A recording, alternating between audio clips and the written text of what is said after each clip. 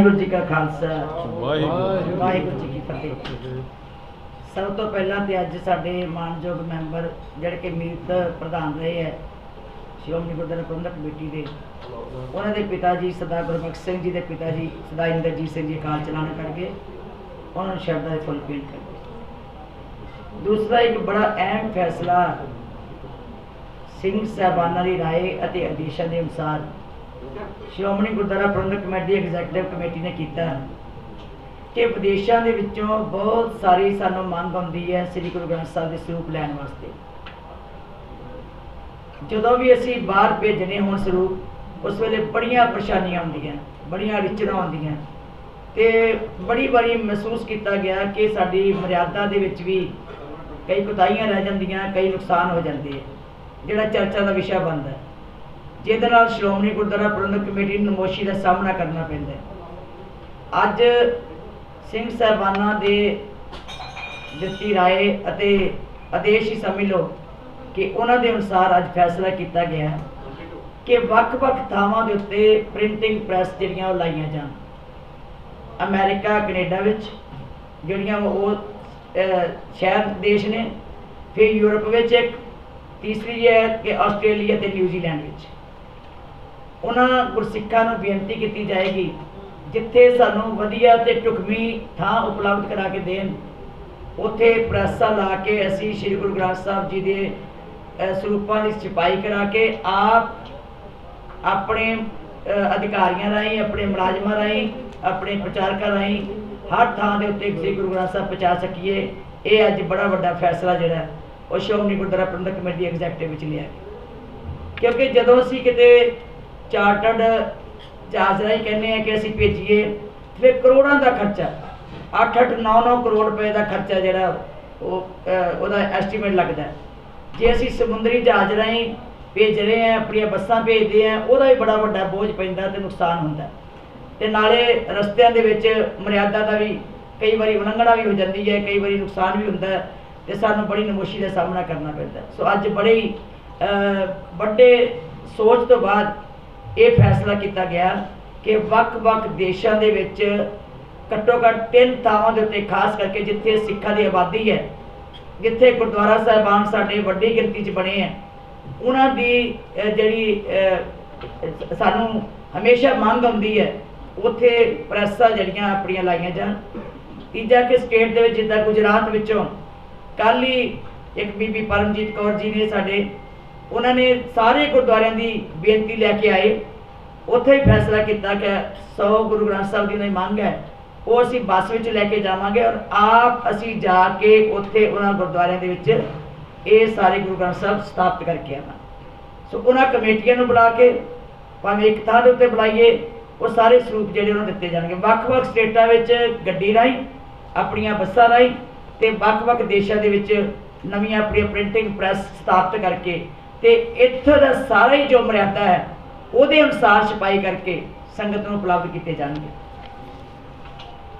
दूसरी गल है कि श्री करतारपुर साहब का लांघा जिहड़ा पाकिस्तान वालों भी बंद हो गया सी, अज उन्होंने इजाजत दे दी है तो जिहड़ा असी भारत सरकार नूं बार-बार लिखिया, असी चिट्ठियां भी लिखते हैं, विदेश मंत्री लिखियां, भारत सरकार के प्रधानमंत्री जी लिखियां, होम मिनिस्टर नूं लिखियां कि इधरों भी छेती हरी झंडी दी जाए तां जो संगतां दी जिहड़ी बहुत वड्डी अरदास है शुरू तो लैके वो पूरी हो सके।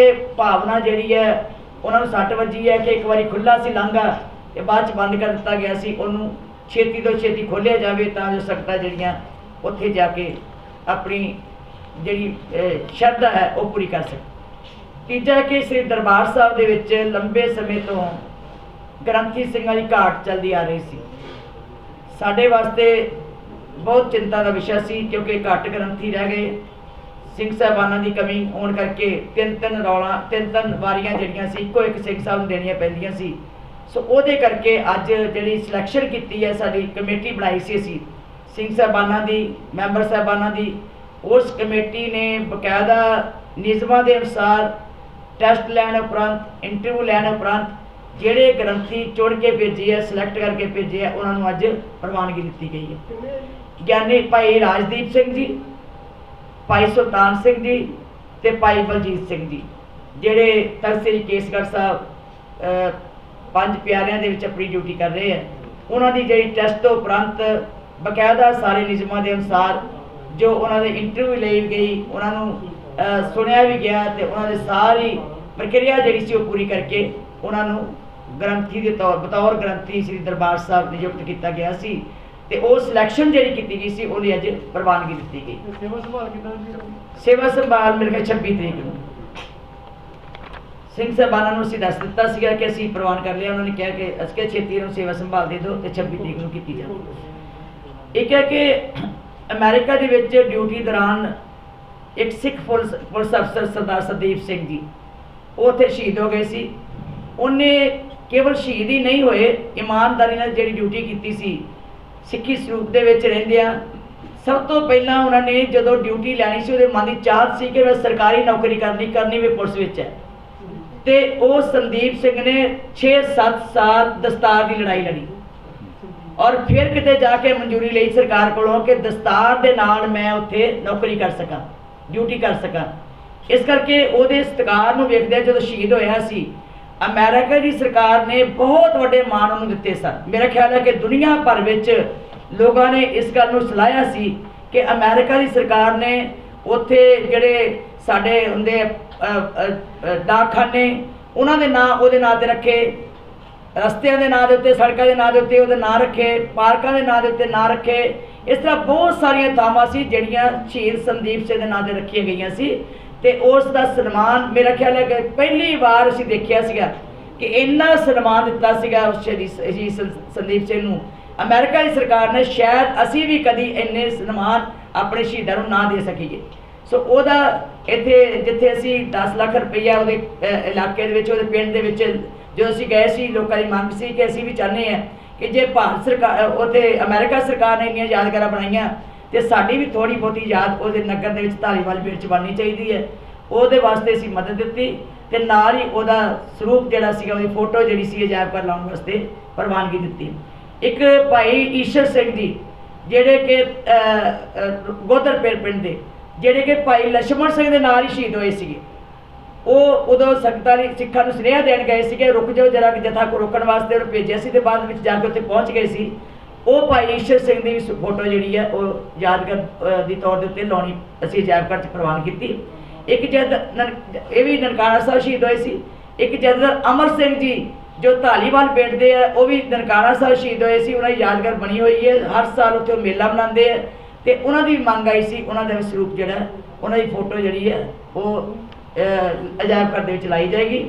ਇਸੇ ਤਰ੍ਹਾਂ ਜਿਹੜੀਆਂ ਬਹੁਤ ਸਾਰੀਆਂ ਅੱਗੇ ਪ੍ਰਵਾਨ ਹੋਈਆਂ ਫੋਟੋਆਂ ਨੇ ਉਹਨਾਂ ਦੀਆਂ ਵੀ ਫੋਟੋਆਂ ਜਿਹੜੀਆਂ ਸਮੇਂ ਦੇ ਨਾਲ ਉੱਥੇ ਲਾ ਕੇ ਅਸੀਂ ਆਪਣੀ ਜ਼ਿੰਮੇਵਾਰੀ ਪੂਰੀ ਕਰਾਂਗੇ। ਸੋ ਬਹੁਤ ਸਾਰੇ 85 ਦੇ ਗੁਰਦੁਆਰਿਆਂ ਦੇ ਕੰਮ, ਸੁਧਾਰ ਦੇ ਕੰਮ, ਨਵੇਂ ਸਿਰੇ ਪ੍ਰਵਾਨਗੀਆਂ ਦੇਣ ਦੇ ਕੰਮ, 87 ਦੇ ਗੁਰਦੁਆਰਿਆਂ ਦੀਆਂ ਨਵੀਆਂ ਪ੍ਰਵਾਨਗੀਆਂ ਦੇਣ ਦੇ ਕੰਮ, ਜਾਂ ਸਾਡੇ ਕੋਈ ਦਫ਼ਤਰ ਦੇ ਬਹੁਤ ਵੱਡੇ ਕਾਰਜ ਜਿਹੜੇ ਹੁੰਦੇ ਆ ਉਹਨਾਂ ਦੀਆਂ ਪ੍ਰਵਾਨਗੀਆਂ ਸਮੇਂ ਨਾਲ ਦਿੱਤੀਆਂ। ਇਹ ਸਾਰੀਆਂ ਗੱਲਾਂ ਅੱਜ ਜਿਹੜੀਆਂ ਪ੍ਰਵਾਨ ਕੀਤੀਆਂ। ਮੈਂ ਸਮਝਦੀ ਹਾਂ ਕਿ ਅੱਜ ਬੜੇ ਬਹੁਤ ਉੱਤਮ ਵਿਚਾਰਾਂ ਵੀ ਹੋਈਆਂ।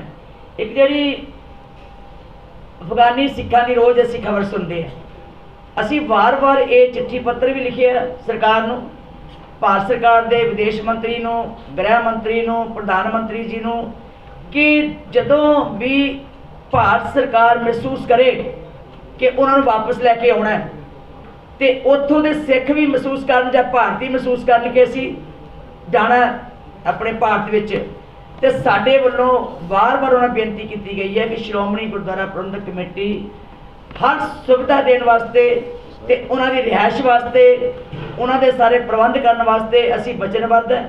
ਔਰ ਅਸੀਂ ਪੂਰੇ ਪ੍ਰਬੰਧ ਜਿਹੜੇ ਹੈ ਢੁਕਵੀਆਂ ਥਾਵਾਂ ਦੇਖ ਲਈਆਂ ਕਿੱਥੇ ਉਹਨਾਂ ਨੂੰ ਰੱਖਿਆ ਜਾਣਾ ਹੈ, ਉਹਨਾਂ ਦੇ ਜੇ ਆਉਣ ਵਾਲੇ ਸਮੇਂ 'ਚ ਲੋੜ ਪੈਗੀ ਰੁਜ਼ਗਾਰ ਕਿਸ ਤਰ੍ਹਾਂ ਦੇਣਾ ਹੈ, ਉਹ ਵੀ ਸਾਰੇ ਪ੍ਰਬੰਧ ਜੇ ਯੋਗਤਾ ਦੇ ਆਧਾਰਾਂ ਦੇ ਉੱਤੇ ਅਸੀਂ ਕਰਨ ਨੂੰ ਅਸੀਂ ਤਿਆਰ ਹੈ।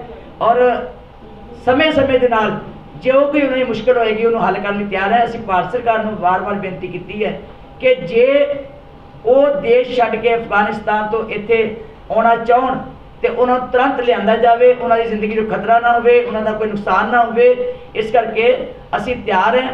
ਅੱਜ ਐਗਜ਼ੈਕਟਿਵ ਦੇ ਵਿੱਚ ਹੀ ਫੈਸਲਾ ਕੀਤਾ ਗਿਆ ਕਿ ਸ਼੍ਰੋਮਣੀ ਗੁਰਦੁਆਰਾ ਪ੍ਰਬੰਧਕ ਕਮੇਟੀ ਹਰ ਸੰਭਵ ਜਿਹੜੇ ਯਤਨ ਕਰੇਗੀ ਕਿ ਉਹਨਾਂ ਨੂੰ ਅਸੀਂ ਸਹੂਲਤਾਂ ਦਿੱਤੀਆਂ ਜਾ ਸਕਣ।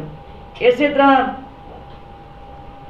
ਜਿਹੜੀ क्योंकि लंबे समय तो ਅਸੀਂ देख रहे हैं कि महंगाई भी बढ़ती जा रही है। अखंड पाठ साहब पाठी ਜਿਹੜੇ ਹੈ ਉਹਨਾਂ ਦੇ ਮਨ ਵਿੱਚ ਹੁੰਦੀ ਹੈ ਕਿ ਸਾਡੀ ਥੋੜੀ ਬਹੁਤੀ ਮੋਖ ਵੀ ਵਧਾ ਦਿੱਤੀ ਜਾਵੇ।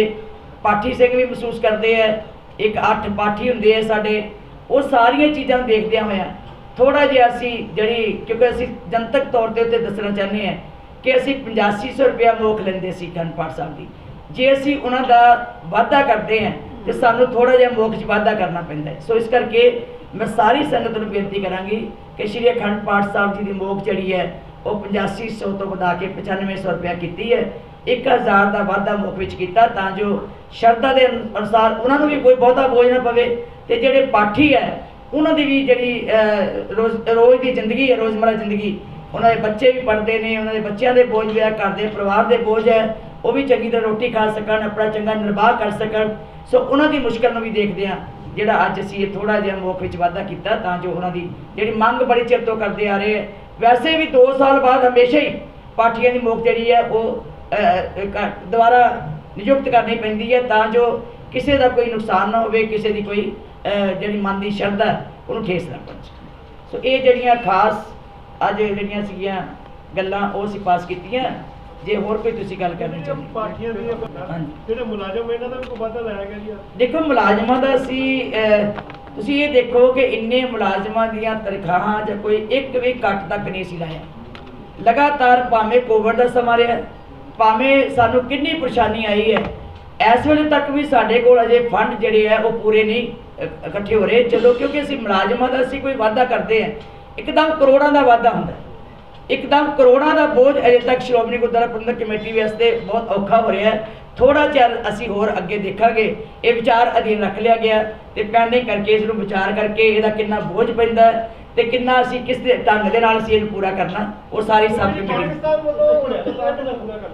ਜਿਹੜੇ ਮੁਲਾਜ਼ਮ ਪੱਕੇ ਨੇ ਉਹਨਾਂ ਨੂੰ ਹਰ ਸਾਲ ਜਿਹੜੀ ਸਾਲਾਨਾ ਤਰੱਕੀ ਮਿਲ ਜਾਂਦੀ ਹੈ, ਉਹਨਾਂ ਦੀ ਤਨਖਾਹ 'ਚ ਵਾਧਾ ਹੁੰਦਾ, ਪਰ ਜਿਹੜੇ ਦਿਹਾੜੀਦਾਰ ਨੇ ਜਾਂ ਆਰਜੀ ਨੇ ਉਹ ਉੱਥੇ ਦੇ ਉੱਥੇ ਅਸੀਂ ਕਾਫੀ ਜਿਹੜੇ ਹੁਣ ਅਸੀਂ ਕਰ ਰਹੇ ਹਾਂ ਨਾ ਜੀ, ਭਰਤੀ ਕਰਦੇ ਹਾਂ ਜਾਂ ਜਿਹੜੇ ਕੋਈ ਅਸੀਂ ਸੇਵਾਦਾਰ ਲਾਉਂਦੇ ਹਾਂ ਉਹਨਾਂ ਦੀ ਪੂਰੀ ਜਿਹੜੀ ਕਈਆਂ ਦੀ ਪਹਿਲਾਂ 200 ਦਿਹਾੜੀ ਲੱਗਦੀ ਸੀ 150, ਪਰ ਮੇਰਾ ਖਿਆਲ ਹੈ ਅਸੀਂ ਸਾਰਿਆਂ ਨੂੰ ਹੁਣ ਘੱਟੋ ਘੱਟ 300 तक पौने 300 तक दिहाड़ी पहुँच गई है। सो असी आप भी देख रहे हैं कि उन्होंने बच्चों का जोड़े सेवादार ने उन्होंने बहुता नुकसान ना हो, ਜਿਹੜੇ ਬਿਲਕੁਲ ਹੀ ਘਰਾਂ ਦੇ ਵਿੱਚ ਦੇਖੋ ਵਿਹਲੇ ਵੀ ਹੁੰਦੇ ਆ, ਫਿਰ ਉਹਨਾਂ ਦੀ ਇਹ ਜਿਹੜਾ ਅਸੀਂ ਜੇ ਮੰਨ ਲਓ 7,500 ਵੀ ਦਿੰਦੇ ਨਾ ਜੀ, 7,000 ਵੀ ਉਹਨਾਂ ਵਾਸਤੇ 14-15,000 ਦਾ ਬਣ ਜਾਂਦਾ ਹੈ। ਅਕਸਰ ਉਹਦਾ ਸਾਰਾ ਬੋਝ ਗੁਰੂ ਪਾਤਸ਼ਾਹ ਦੇ ਘਰ ਵਿੱਚੋਂ ਲੰਗਰ ਵੀ ਚੱਲ ਜਾਂਦੇ ਆ, ਪਰਿਵਾਰ ਵੀ ਪਲਦੇ ਰਹਿੰਦੇ ਆ। ਸੋ ਇਸ ਕਰਕੇ ਇਹ ਇਕੱਲਾ ਇਹ ਸੇਵਾ ਫਲ ਹੀ ਹੁੰਦਾ ਹੈ। ਅਸੀਂ ਜਦੋਂ ਵੀ ਸਾਡੀ ਸ਼੍ਰੋਮਣੀ ਗੁਰਦੁਆਰਾ ਪ੍ਰਬੰਧਕ ਕਮੇਟੀ ਪੂਰੇ ਤਰੀਕੇ ਦੇ ਨਾਲ ਪੈਰਾਂ ਤੇ ਖੜੀ ਹੋ ਗਈ ਤੇ ਮੇਰਾ ਖਿਆਲ ਹੈ ਕਿ ਅਸੀਂ ਕਦੀ ਕਮੀ ਨਹੀਂ ਛੱਡਾਂਗੇ, ਕਿਉਂਕਿ ਮੁਲਾਜ਼ਮ ਸਾਡੇ ਬੱਚੇ ਨੇ, ਸਾਡਾ ਪਰਿਵਾਰ ਹੈ, ਇਹਨਾਂ ਦੀ ਕੋਈ ਤਕਲੀਫ ਸਾਡੀ ਤਕਲੀਫ ਹੈ ਔਰ ਸੋਹਣੀਆਂ ਇਹ ਸੇਵਾ ਫਲ ਲੈ ਰਹੇ ਹੈ। ਕੋਈ ਐਸੀ ਗੱਲ ਨਹੀਂ ਹੈ। ਛੋਟੇ ਮੁਲਾਜ਼ਮਾਂ ਨੂੰ ਅਸੀਂ ਵਧਾਏ ਵੀ ਹੈ, ਵਾਧਾ ਵੀ ਕਰ ਰਹੇ ਹਾਂ, ਜਿੱਥੇ ਲੋੜ ਵੀ ਪੈਂਦੀ ਹੈ ਅਸੀਂ ਉਹਨਾਂ ਨੂੰ ਕੋਈ ਮਦਦ ਵੀ ਕਰਦੇ ਹਾਂ। ਕੋਈ ਐਸੀ ਗੱਲ ਨਹੀਂ ਕਿ ਜਿਹਦੇ ਨਾਲ ਉਹਨਾਂ 'ਤੇ ਕੋਈ ਤਕਲੀਫ ਹੁੰਦੀ ਹੋਵੇ। ਵਾਹਿਗੁਰੂ ਜੀ ਕਾ ਖਾਲਸਾ ਵਾਹਿਗੁਰੂ ਜੀ ਕੀ ਫਤਿਹ। ਕਿ 300 ਸ਼ਰਧਾਲੂ ਰੋਜ਼ ਆਉਣਗੇ, ਉਹਨਾਂ ਦਾ ਕਰੋਨਾ ਟੈਸਟ ਹੋਣਾ ਲਾਜ਼ਮੀ ਹੈ। ਉਹ ਭਾਰਤ ਸਰਕਾਰ ਨੂੰ ਲਿਖਤੀ ਰੂਪ ਵਿੱਚ ਬੇਨਤੀ ਕਰਦੀ ਕਿ ਸਰਕਾਰ ਪਰ ਜਵਾਬ ਨਹੀਂ ਦੇ ਰਹੀ। ਭਾਰਤ ਸਰਕਾਰ ਅਸੀਂ ਬਹੁਤ ਵਾਰ ਕੀਤੀ ਪਰ ਇਹ ਜਵਾਬ ਨਹੀਂ ਆ ਰਿਹਾ। ਅਸੀਂ ਫਿਰ ਦੁਬਾਰਾ ਅੱਜ ਤੁਹਾਡੇ ਰਾਹੀਂ ਵੀ ਮਾਧਿਅਮ ਰਾਹੀਂ ਵੀ ਕਹਿੰਦੇ ਆ, ਇਸ ਮੀਡੀਆ ਰਾਹੀਂ ਵੀ, ਕਿ ਇਹ ਜਿਹੜੀ ਸਾਰੀ ਸਾਡੀ ਬੇਨਤੀ ਹੈ ਛੇਤੀ ਸਵੀਕਾਰ ਕੀਤੀ ਜਾਵੇ ਤਾਂ ਜੋ ਸੰਗਤਾਂ ਦੀ ਸ਼ਰਧਾ, ਕਿਉਂਕਿ ਹੁਣ ਸਾਰੇ ਥਾਵਾਂ ਤੇ ਖੁੱਲ੍ਹ ਹੋ ਗਈ ਹੈ, ਕੋਈ ਗੁਰਦੁਆਰੇ, ਕੋਈ ਸਕੂਲ, ਕਾਲਜ ਸਭ ਕੁਝ ਖੁੱਲ੍ਹ ਗਿਆ। ਭਾਰਤ ਸਰਕਾਰ ਨੂੰ ਸਾਡੀ ਵਾਰ-ਵਾਰ ਬੇਨਤੀ ਹੈ ਕਿ ਸੰਗਤ ਦੀ ਸ਼ਰਧਾ ਨੂੰ ਠੇਸ ਨਾ ਪਹੁੰਚੇ, ਜਲਦੀ ਤੋਂ ਜਲਦੀ ਭਾਵੇਂ ਕੰਡੀਸ਼ਨਾਂ ਲੱਗ ਜਾਣ, ਕੋਵਿਡ ਦੀਆਂ ਕੰਡੀਸ਼ਨਾਂ ਲੱਗ ਜਾਣ, ਪਰ ਇਹਨੂੰ ਲਾਂਘੇ ਨੂੰ ਛੇਤੀ ਖੋਲ੍ਹਿਆ ਜਾਵੇ। ਪਾਠਾਂ ਦੀ ਆਨਲਾਈਨ ਜੀ ਉਹ ਕਰਾ ਸਕਦੇ ਨੇ, ਸਾਡੇ ਤੇ ਖੁੱਲ੍ਹਾ ਹੀ ਕੋਈ ਵੀ ਕਰਾ ਸਕਦਾ। ਤੁਹਾਡੇ ਇੰਟਰਨੈਟ ਦੇ ਉੱਤੇ ਫੈਸਿਲਿਟੀ ਨਹੀਂ ਹੈ। ਹੁਣ ਪਾ ਦੇਵਾਂਗੇ ਜੀ ਅਸੀਂ, ਨਾਲੇ ਨਾਲ ਭੋਗ ਲਿਖ ਦੇਵਾਂਗੇ, ਨਾਲ ਅਸੀਂ ਪਾ ਦਿਆਂਗੇ। ਹਾਂਜੀ